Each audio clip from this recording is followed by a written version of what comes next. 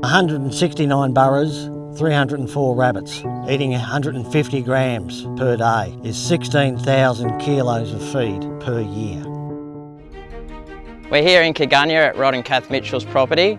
They've been working very hard over many years to eradicate rabbits.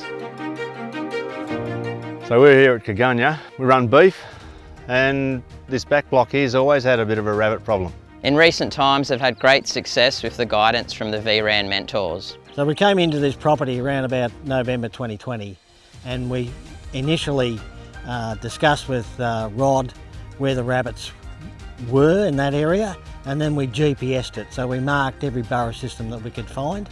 We mapped that so that it'd make it easier to find those burrows when we got in here with an excavator. I've always been working on getting rid of the rabbits, but up here it's been a bit harder because they're coming off the creek and different places like that. We've had a few goes, we used to fumigate, rip our own rabbit burrows and that sort of thing, but they always come back, give them a year or two and they were back again. Yeah, it's because rabbits just won't respect those boundaries. They'll move across.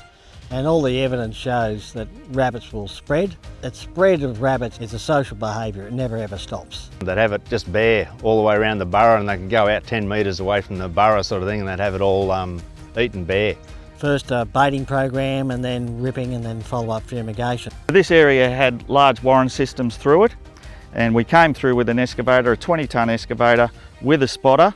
All the area was ripped and there were no reopenings. In any ripping program you're going to run into obstacles, and that includes rabbit burrows that might be under trees, or rabbit burrows under rocks, or adjoining areas that you want to maintain.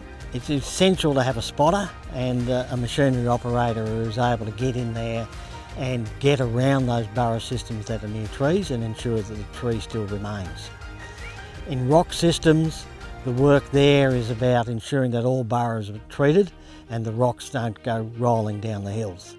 In this situation here, just behind me, we had burrow systems in and underneath a dying red box, and it was necessary to remove that in order to get to all the burrow systems.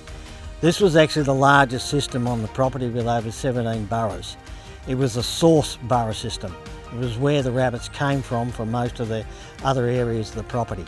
It was essential to treat, and now it's been treated, and you get actual recruitment of that red box now because you've managed the rabbits. On this particular property we had a lot of large mature trees with lots of warren systems underneath. But with the right technique we were able to rip out from the base of the tree about 10 metres past the drip line, and that destroyed the warren system without destroying the tree. But overall, 98% reduction in burrow systems occurred.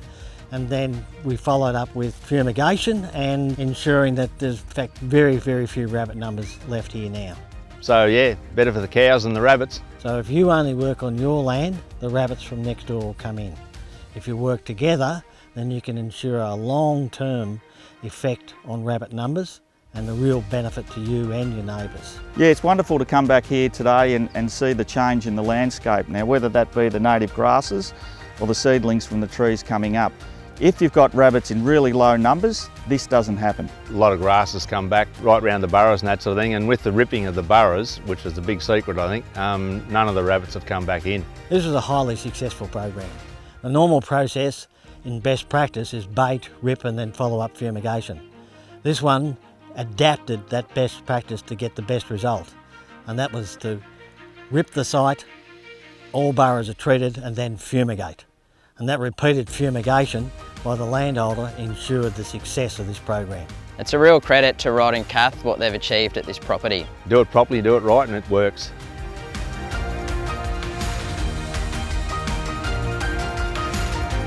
For more information on best practice rabbit management, please contact Kiewa Catchment Land Care Network or VRAN.